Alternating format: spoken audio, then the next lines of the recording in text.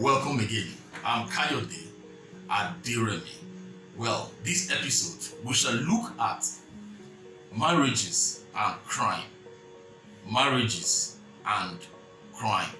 Alright, you may be wondering what exactly we have in mind for today's topic. Let's begin, you shall soon understand.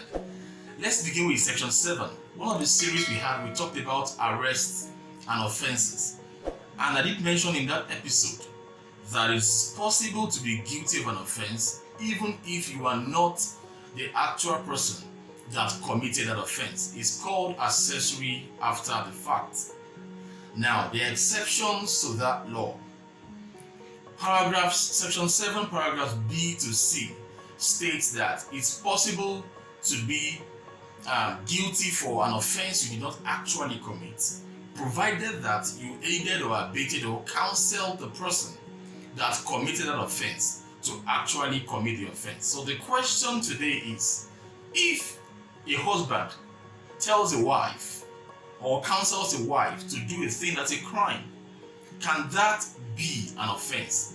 That's the first question. Interestingly, the law says no, it will not be an offense for a wife or a husband to listen to the spouse and commit an offense. That's what the law says. However, there's a rider to that. That is only applicable to what, in the words of the Criminal Code Act, Christian marriages. So then, the question you may want to ask is, what is a Christian marriage?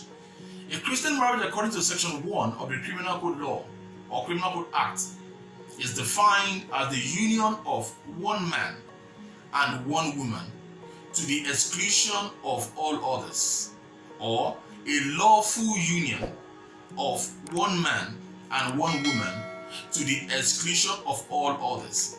That means if that marriage is the type that the man has more than one wife, then the proviso in section 10 will not avail that person. So if you have two wives, for example, or even if you had just one wife, but it's not a Christian marriage, then you cannot come under this as a defense. Let me throw more light into this. Section 1 envisages a marriage recognized by the law. By implication, it's talking about those that got married under the act. We call it statutory marriage. So, in essence, in the real sense, what that means is if you approached the marriage registry, a valid one, and you have a marriage certificate evidencing your marriage to that person, then you cannot be guilty of doing what that person has asked you to do. Now, again, there's an exception to that. But before I go to that exception, remember, you can see what I said in section 10, the proviso to section 10 of the Criminal Code Act applicable in southern parts of Nigeria. Now, further question is, what if your husband deliberately counseled you to commit a crime? Would you still be liable? The answer is no. And even if your wife does the same thing, vice versa, you will still not be liable. And the reason is still the same, and that is applicable only to Christian or statutory marriages. I need to say at this point that even if you are a non-Christian, regardless of your religion, even if you are an atheist, if you approached the marriage registry to get married, to seal your union, then this provision covers you. So you don't have to be a Christian by practice or ordinance or by whatever means to be covered. Once you approach the marriage registry and you have a certificate joining the two of you, then you are covered. Interestingly, that is what the law says. So in that case, such wife or such husband will not be an accessory after the fact. Now, let's go forward.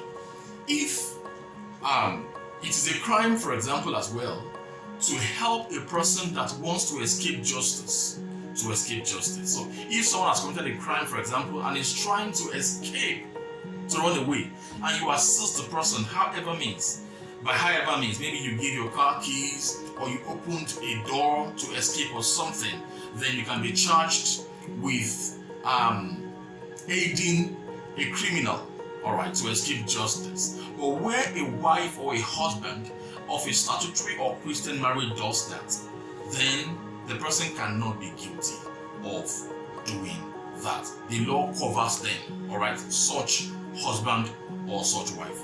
But there is an exception or a rider to all these laws, section 10. If what that counsel